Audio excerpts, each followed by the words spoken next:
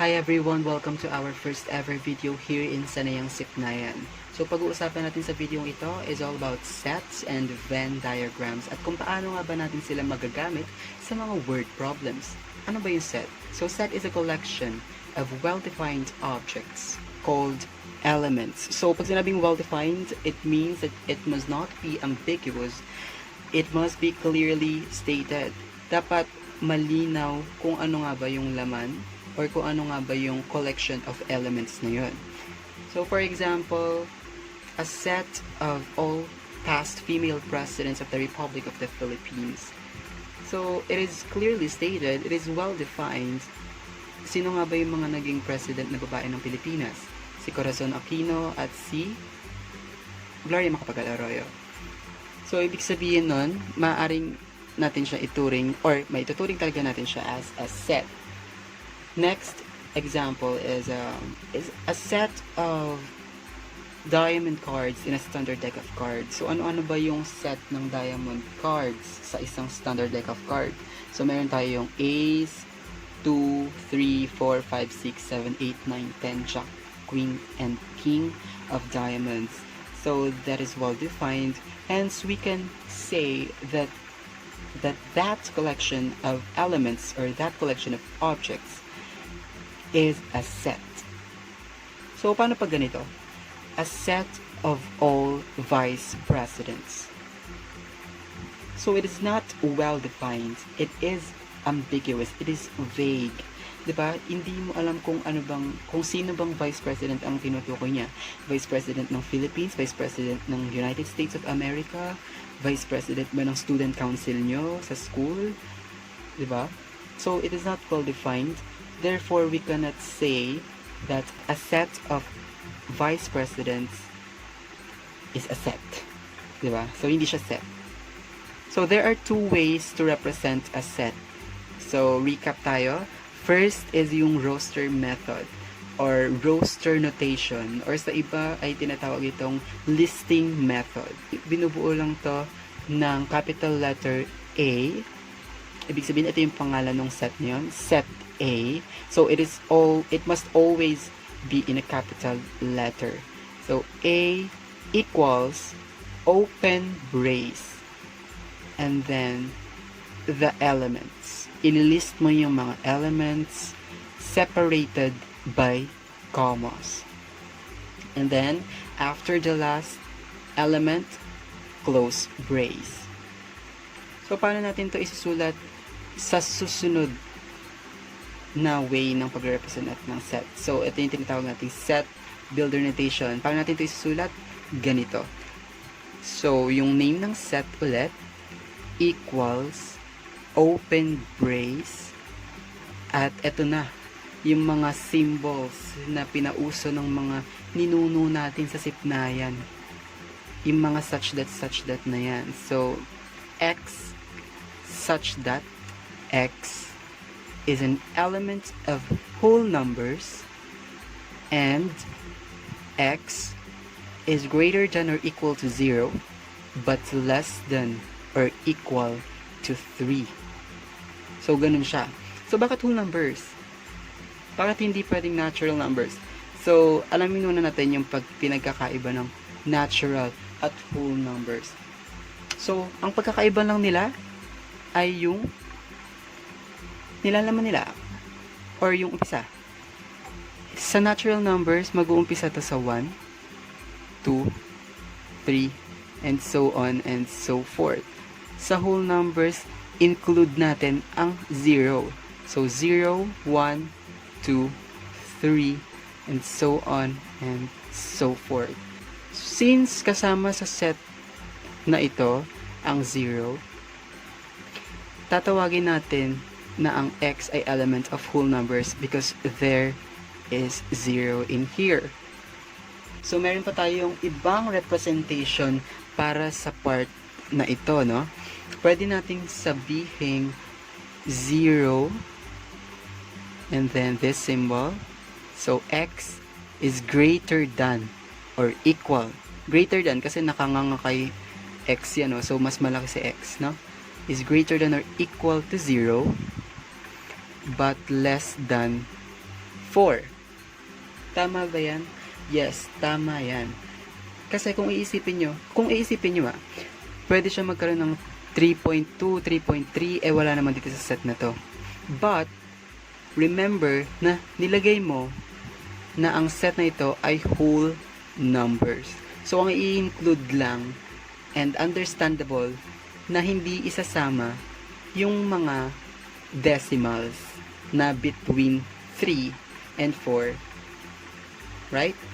So, another example, set S. Papansin nyo, multiple siya ng 3, from 3 to 300. At maraming salamat sa ellipse dahil hindi na tayo mapapagod maglista ng napakaraming elements. So, diba, from 3 to 300, 100 elements yan. Kung 100 elements yan, baka hindi pa, baka magkasya sa buong ito, pero para sa space natin dito, hindi nakakayanin. Thank you sa nag-imbento ng ellipse. Paano natin siya isusulat sa set builder notation? So, ganito.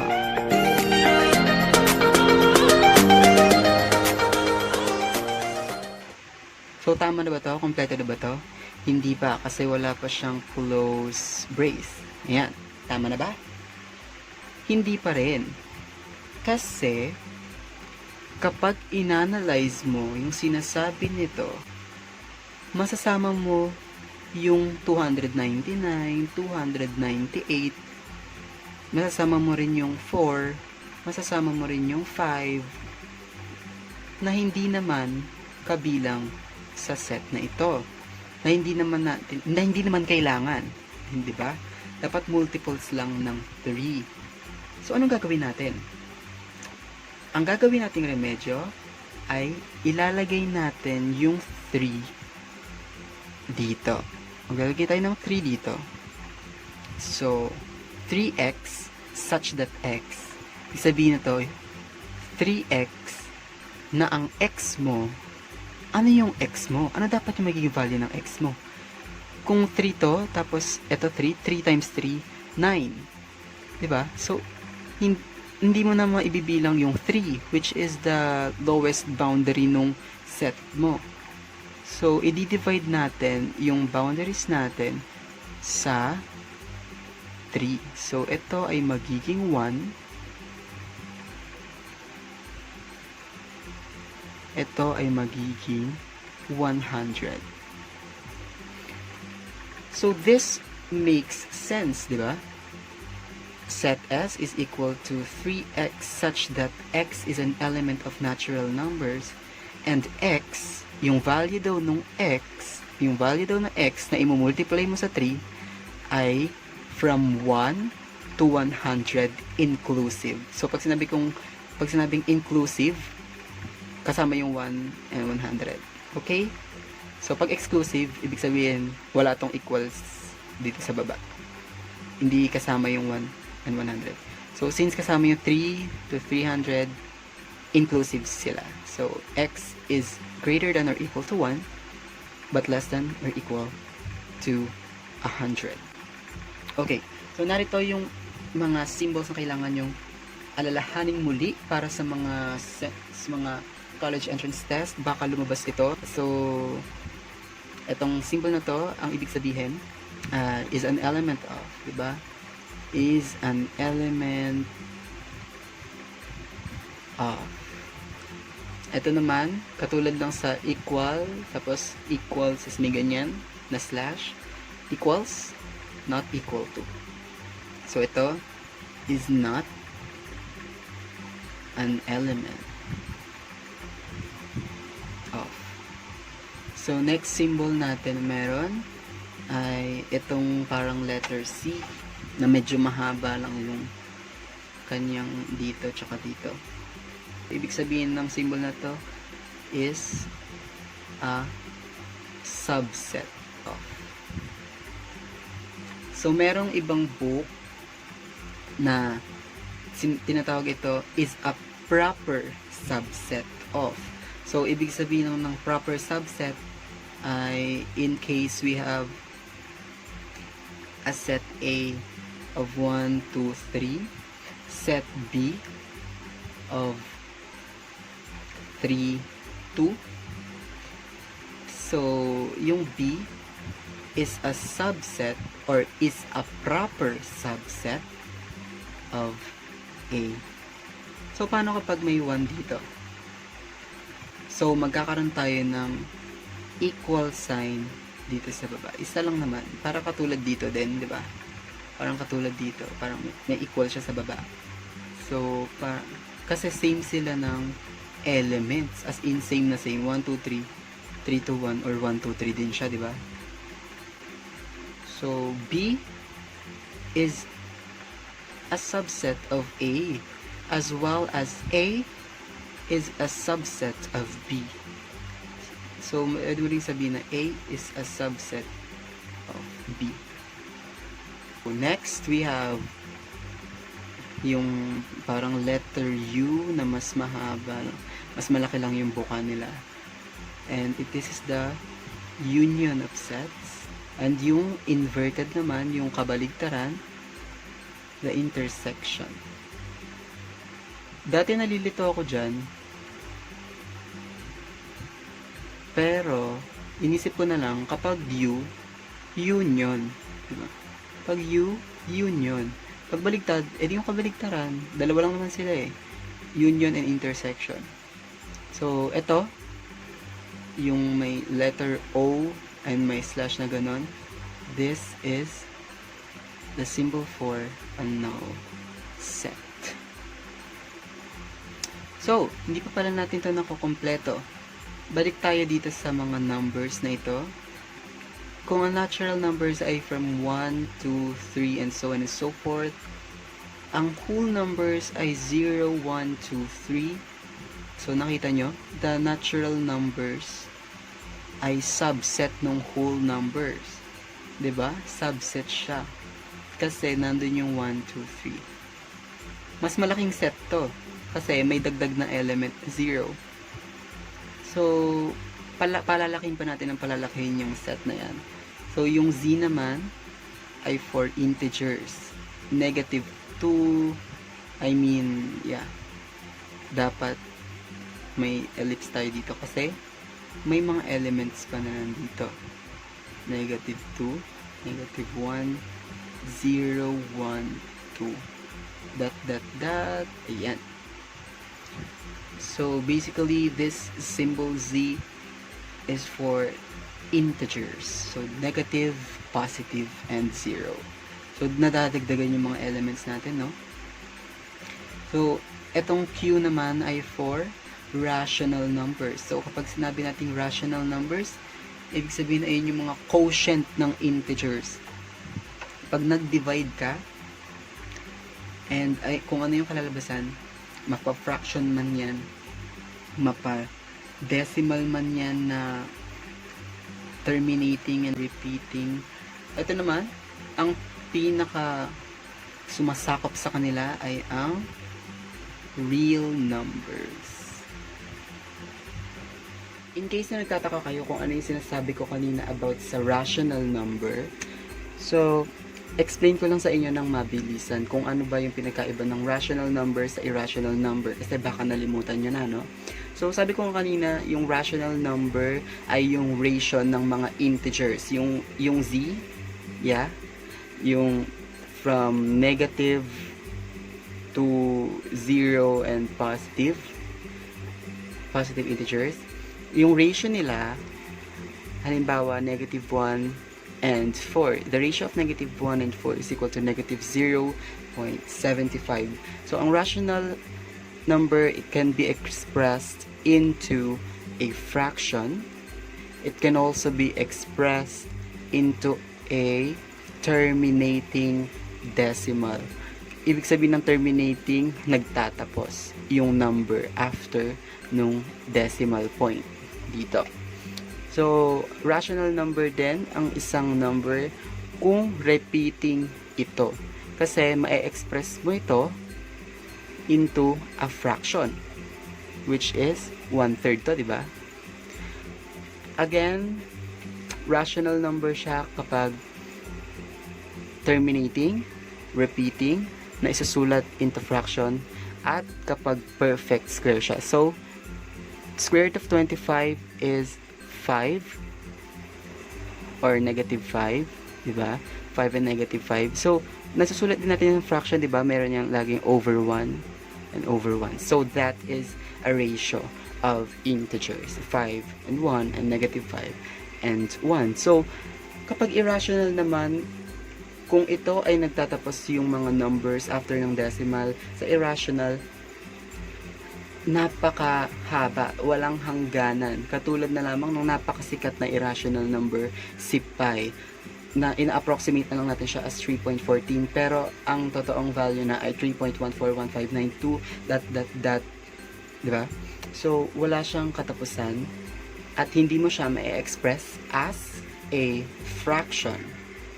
So, next, yung mga examples din ng irrational numbers ay yung mga non-perfect squares katulad ng square root of 26, square root of 2. Diba kapag nilagay mo yun sa calculator, ang lalabas na mga sagot dyan, 1 point something, something, something, something. So, hindi na siya rational number, kundi irrational na siya kasi hindi mo siya ma-express as a fraction. And yung mga numbers after ng decimal point ay walang katapusan o walang hangganan. Mabalik tayo sa set. So, here we have an example at kung paano natin gagamitin yung union at intersection. So, we have a universal set. So, kung matatandaan nyo, ganito siya. Drawing sa Venn diagram, meron tayong rectangle, which is yung universal set natin. At yung mga bilog ay yung subset ng universal set or yung mga sets na nakapaloob sa universal set. So, meron tayo yung set A at set B. Yung set A, meron siyang elements na 2, 4, 6, 8, 12. Yung set B naman ay meron siyang elements na 3, 6, 9, 12, and 15. So, paano natin malalaman kung ano yung union ng set A at set B? So, basically, ang union lang naman ay pagsasamahin mo yung elements na meron sa A at meron sa B. Kapag dumoble, katulad ng 6 at 12, isang beses mo lang siya isusulat. So, A union B has elements 2, 3, 4, 6, 8, 9, 12, and 15. So, next, paano natin to ma-represent sa Venn diagram natin? So, ano ba yung set A? So, ito yung set A. So, hanggang dito yung set A, diba? Ito. Set B, nandito siya. At yung mga common nila. So, natamaan yung nasa gitna, diba? Natamaan yung intersection nila. Speaking of intersection, ano naman yung intersection ng set A at ng set B? Kapag sinabi intersection ng sets, ay yung common nila o yung nasa gitna, di ba? So, magbabago yung representation nito sa Venn diagram. Ayan, yung nasa gitna lang yung may shade o ayun lang yung nasasakop dahil ito lang mang yung intersection. So, ano yung elements na intersection ng A at B? So, those are 6 and 12. Pupunta naman tayo dito sa pangatlong hinihingi. A, tapos may apostrophe. So, ano yung ibig sabihin ng apostrophe? Alam natin na ang ibig sabihin nito ay complement. So, kapag may ganito sa itaas ng set, sa name ng set, halimbawa ito A, complement, ibig sabihin, hindi mo isasama yung mga nakapaloob kay A. So, kung ano yung wala kay A, ayon ang mga elements na i-consider mo. So, ano yung A complement? So, meron tayo 1, 3. So, bakit may 1? Kasi, nasa universal set siya. So, hindi kasama to sa A, di ba? Okay, i-shade natin para mas madaling maintindihan. Hindi kasama yung mga nasa A. So, kasama yung nasa universal set, which is nagsimula tayo sa 1. So, ito isasama din natin yung kay B, pero wag natin isama to dahil boundary din to ni set A. So, tuloy natin. Meron tayong 1, 3, And then, skip 4, meron tayong 5. Skip 6, meron tayong 7.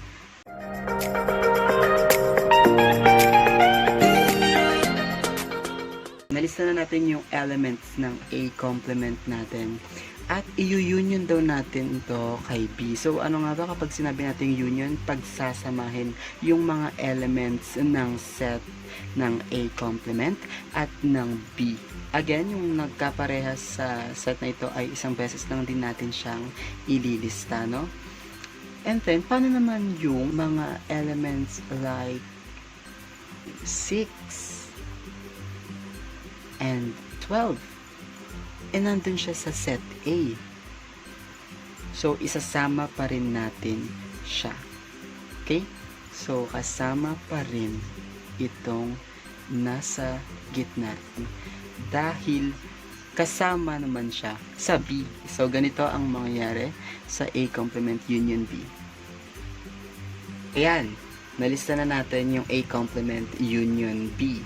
So, kung napansin nyo, dinagdag lang natin yung 6 at yung 12 from the A complement, no? Itong 3, 9, at 15 ay nasa A complement din naman. So, isang beses lang natin sila isinulat. 3, 9, and 15. So, para naman yung A complement intersection B. So, ganito siya. Charan! Ito na yung A complement ulit natin, no? Shinadan ulit natin siya. So, ang hinihingi ay A complement intersection B. So, intersection naman. So, kapag sinabi intersection, kung ano yung magkaparehas lang sa kanila, ayun lang yung elements na nakapaloob dito. Yung parehas sa A complement at sa B. Okay? So, ano-ano yung mga elements na kasama sa A complement at sa B? Those are 3,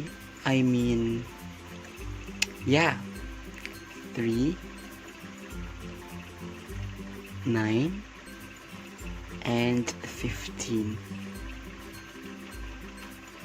So, 3, 9, and 15 ang intersection ng A complement at ng B. So, ganito pa rin ba yung magiging itsura ng pag-shade natin sa Venn diagram? Hindi. Kasi intersection lang ng complement at ng B. So, ito lang yung masasakop dahil dito lang sila nag-intersect. So, i-erase mo yung mga nasa labas. So, ayan yung itsura ng A complement intersection B.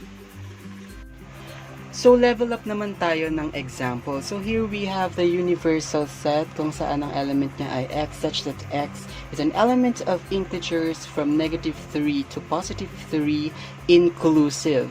And sa loob ng universal set na yon ay meron tayong mga sets or dalawang sets pa na set A where x such that x is an element of whole numbers. Ibig sabihin ng whole numbers, nagsisimula sa 0. And x is less than 2. We also have set B, where x such that x is an element of natural numbers, nagsisimula sa 1, and x is less than or equal to 3. We have here na pinapahanap, which is yung A union B complement ay nakapaloob sa a grouping symbol, which is the parenthesis. So, quantity A union B complement intersection A complement. So, unahin muna natin igawa siya sa Venn diagram. So, ano yung A? Ito yung A natin. Say natin yung A. So, isasama natin to kasi nakapaloob naman siya kay A. Union B complement. Pag sinabi natin union, pagsasamahin yung mga elements. Okay, ano yung B complement? Ano yung B complement natin? So, yung B complement, lahat ng wala sa B. So, ito yung buong B, no? So, lahat ng wala sa B. So, ganito natin para ma-distinguish pa rin natin kung ano yung tinutukoy natin.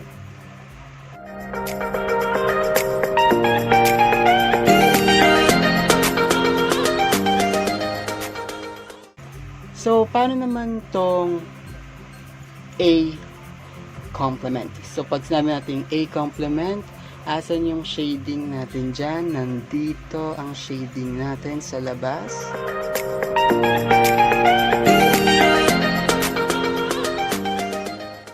Okay. So, kapag sinabi natin intersection, kung ano yung magkaparehas sila. So, ano yung parehas na nakashade dito at dito? Ayon ang magiging final Venn diagram mo. So, ano ang parehas nila? Yung intersection nila. Ano yung intersection nila? Yung nasa labas, di ba?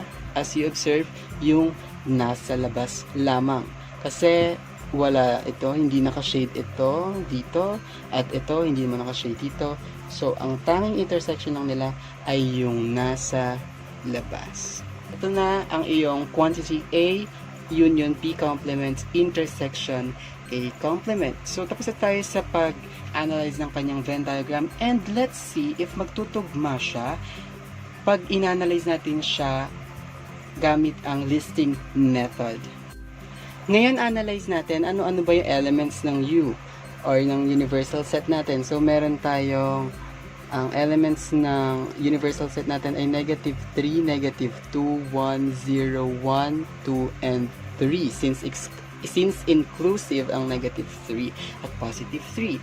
Ano naman sa A? So, whole number. So, ibig sabihin, mag-uumpisa sa 0 dahil less than naman ito kasama ang 0 at ang 1. Wala ang 2 dahil exclusive siya or wala siyang equal dito.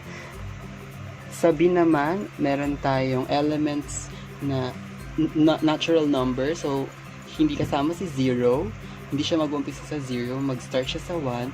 And yung x mo ay less than or equal to 3. So, meron kang 1, 2, and 3.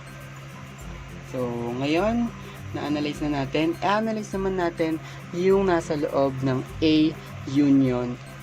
Yung nasa loob ng parenthesis, which is A union B complement. So, una natin hahanapin yung A union B complement. So, meron nga tayong A, which is 0, 1, and B complement na negative 3, negative 2, negative 1, 0. Kasi tinanggal mo kung ano yung mga nasa B na 1, 2, 3. So, basically, kung ano yung wala sa B, ayun yung B complement mo. So, A union B complement, ibig sabihin, pagsasamahin mo lang yung elements ng A at ng B complement, at kapag may dumodoble or umuulit nga, di ba, isang beses mo lang siya isusulat. So, A union B complement mo ay negative 3, negative 2, negative 1, 0, and 1. At meron na nga tayong A union P complement, which is again negative 3, negative 2, negative 1, and 0 and positive 1. So, may negative yan, ha? And then, yung A complement, alam natin na pag sinabing complement, again, yung mga wala sa A, which are negative 3, negative 2, negative 1, 2, and 3. So, bakit nandito yung 2? Kasi exclusive siya dito sa A. Ibig sabihin, hindi siya kasama sa A. Okay? So, positive 2 and positive 3. So, union yung sinasabi dito na gawin daw natin. So, intersection. So, intersection yung hinahanap sa kanila. Ibig sabihin, yung magkaparehas na elements sa A union B complement at A complement. So, ano lang ba yung magkakaparehas sa kanya? Meron negative 3, meron ding negative 3, may negative 2, may negative 2, may negative 1, may negative 1. Walang 0, walang 1, walang 2, walang 3. So, basically, ang ating elements dito ay negative 3, negative 2, at negative 1. So, tama ba na ito yung kalalabasan? Sa analyze natin. Ang A mo ay meron kang 0 at 1. So, meron kang element na 0 dito. At yung 1, ilagay natin sa gitna. Kasi intersection nila dahil may 1 din sa set of B. So, meron kang 1, may 2 ka rito, at may 3. Ano yung nawawala na makompleto ito? Ayun yung mga nasa labas ng sets A and B. Ibig sabihin, ayun yung nasa universal set. So, ang wala dito ay negative 3, negative 2, at negative 1. So, tama at nagtugma ang ating analyzation sa Venn diagram at ang paggamit natin ng roster method. So, gusto kong baguhin yung example natin at gawin itong equals 3. Ayan. So, meron tayong u. Sulat ulit natin na negative 3, negative 2, negative 1, 0, 1, 2, and 3. Meron tayong a na from 0, 1. Oh, exclusive siya. 0 and 1. Meron tayong B na 1. Pinalitan na natin. So, 3 na lang siya. Meron tayong tinatawag na cardinality. O yung cardinality of sets, no? Ang ibig sabihin ng cardinality of sets ay ang cardinality of set ay yung bilang ng element na nandun sa set na yun. So, what is the cardinality of our universal set? So, ito, lalagyan natin ng small n, quantity u, yung name ng set, and then equals 1, 2, 3, 4, 5, 6, 7. So, 7 ang cardinality niya. Ang A naman ay may cardinality of 2. Ang B naman ay may cardinality of 1. Hanapin nga natin yung A intersection B. So, pag A intersection B, 0, 1, tapos 3, so wala silang intersection. Ibig sabihin, ang A intersection B ay none or null set. So, para natin isusulat ang null set, ayan, ganyan lang. Walang laman. Kasi wala silang intersection. Or, pwede mong isulat ang null set as ganito. Or, paganyan. Yung kaninang sinabi ko about sa symbol ng null set. Pero, wag na wag mong gagawin yung may brace ka na at meron ka pang symbol dito sa loob na to. Because that is not good. That is not appropriate. Okay? So, pamili ka na sa dalawa kung paano may sulat ang null set, kung ganito ba or ganito. So, basically, meron tayong null set. So, what is the cardinality of A intersection B? It is 0 kasi walang element na nakapaloob sa A intersection B. Okay? At this time, dadako na tayo kung paano nga ba natin magagamit ang mga concept na pinag-aralan natin sa sets, sa Venn diagrams, at lalong-lalo na yung cardinality ng sets or yung laman ng isang set, kung ilan yung elements na nandun sa mga word problem. So, in this first problem, we have this question. In a privileged community of 40 families, 22 have their internet subscription to PLPT, 13 have theirs both to Diverge and PLPT. If 4 families do not avail any subscription, how many has or have subscribed to Diverge? So, ayun. So, alam natin na 40 families yung kabuuan dapat nung nasa loob nito. Kasi sabi, 40 families daw sa privileged community. So, sabihin natin, ito yung privileged community. Alright?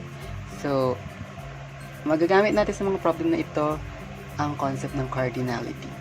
I mean, U. Okay? U. And then, 40 dapat. 40 families yung total dapat, no? Or yung total. Pwede natin sabihin total to. total families na nandito sa loob. And so, i-designate natin yung circles na to as P for PLPT and D for diverge. No? So, sa mga ganitong types of problem, uunahin nyo yung nasa gitna na ilagay. So, sabi, 13 have theirs both to diverge and PLPT. So, 13 daw yung nag-subscribe both to PLPT and diverge. Lagyan natin to ng parenthesis para ihiwalay natin yung alam natin na kapag nilagyan kasi natin to ng 13 lang, parang ang magiging thinking ay element 13, parang naging element of real number siya na 13 yung nasa gitna. So, mali. Ang pinag-uusapan natin ay yung cardinality or yung number of elements na nandito or yung nag-subscribe sa PLPT at sa diverge. Kaya lalagyan natin siya ng parenthesis. Or kung ayaw nyo naman lagyan, edi okay lang. I think wala pa naman ng rule na dapat maglagay ng parenthesis or kung saan kayo mas mapapadali or hindi kayo malilito. No? So, para sa akin, lagay na lang ng parenthesis. Yan nga, para maiwalay mo yung concept ng pagkakaroon ng elements mo sa cardinality mo or yung number ng elements mo dito sa intersection ni P at ni D. So, balik tayo. Ang susunod mong hahanapin dyan is either yung kabuuan ng P or kabuuan ng D. Alright? Depende sa kung ano ang nasa given. So, based on the given, 22 families have their internet subscription to PLPT. So, meron kang clue na 22 sa buong PLPT. Ibig sabihin, kung may 13 ka dito, ilan na lang yung dito mo? It's 22 minus 13. So, 9. May 9 families na nag-subscribe sa PLPT lamang. Okay? PLPT only. While 22 subscribed to PLPT. So, yan na, may only dun sa una. 9 to PLPT only, 22 sa PLPT. And 13 both to PLPT and a diverge. So, ano pa yung makakalap nating given or na makakatulong sa atin? Alright. Ang makakatulong pa sa atin ay yung if 4 families do not avail. So, pag hindi nag-avail sa PLPT na diverge, pero nandun sila sa community, narito yung 4 families natin. So, erase natin to.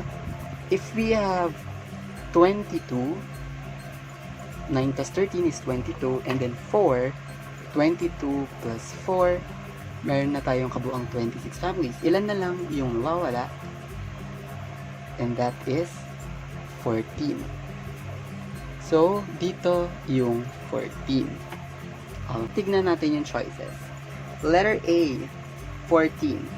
B, 27. C, 16. D, 29. So, how many has subscribed to diverge? The correct answer is, it's not letter A, it's not 14, because ang sinabi ay subscribe to diverge. Hindi sinabing subscribe to diverge only. Alright, so the best answer is letter B, 27. So next problem, we have this question or this problem. A classroom of 57 students have 26 student non-athletes. 9 of them are both baseball and football players. 10 are baseball but not football players. So how many students are football players but not baseball players? So ayun, medyo marami na tayong mga conjunctions na ginagamit, no? Marami, may but not, may and so on. So, eto, i-reveal na muna natin yung ating choices. A12, B21, C11, D19. So, if you want to take this opportunity to, practice na ngayon pa lang, please pause this video and sagutan mo. Alright, So, ngayon ay try na natin sagutan and let's see if your answer is correct. Okay, so ang sabi, meron na tayo dito sa universal set na 57, no? Yung total natin dapat dito ay 57 students. So, and kung mapapansin natin, ang magiging sets natin dito, oops, tanggalin natin yung P at D at palitan natin sa baseball at football. So, may sinabi dito na non-athletes. Pero itong subsets natin or yung mga sets ng kapaloob sa universal set natin ay mga players. Alright? So, ibig sabihin kapag yung 26 non-athletes na yun, sila yung nasa labas. Okay. So, kung 57 minus 26, meron na lang ilan? 31 students na bubuo dito, dito, at dito sa mga area na yun. Alright? Okay. So, ngayon, ang sabi ay 9 of them are both baseball player and football players. So, ibig sabihin, dito siya sa gitna kasi both, di ba? Yan lagi yung hahanapin natin. Unang-una pa lamang. So, okay? And then, 10 are baseball but not football players. So, ano ibig sabihin nun? Baseball but not football players. Ibig sabihin, direkta na sinabi niya na etong parte nito ay 10 ang baseball but not football. So, baseball player only. Okay? So, now, we have 31 students dapat yun nandito. So, may 31 na lang dapat to, no? So, 19. Kasi 10 plus 9. 31 minus 19. We have, how many? Right. It's 12. Okay? 12 students. Sabihin, 12 na lang yun nandito. Ano yung question? How many students are football players but not baseball players? So, is it 12, is it 21, 11, or 19? So, basically, football players only, kasi football players daw, pero hindi baseball players, is 12. Alright? Hindi siya 21, ha? It's A, 12. Yeah guys, iwan ko na sa inyo ang problem na ito and I hope you try this at home kasi kailangan talaga ng practice. And yeah, don't worry kasi sasagutan natin ito bago mag-start yung lesson sa susunod nating lecture video. And kung may sagot na kayo dito, huwag kayong mag-hesitate na i-comment yan below. Okay, so if this video helps you, please don't forget to hit that like button, mag-subscribe na rin kayo para updated kayo sa ating mga susunod na videos, kaya i-click nyo na rin yung notification bell. And don't forget to share this video para marami ang humusay sa larangan ng Sipnayan. Muli ito ang Sanayang Sipnayan, sanayin ang isip na yan.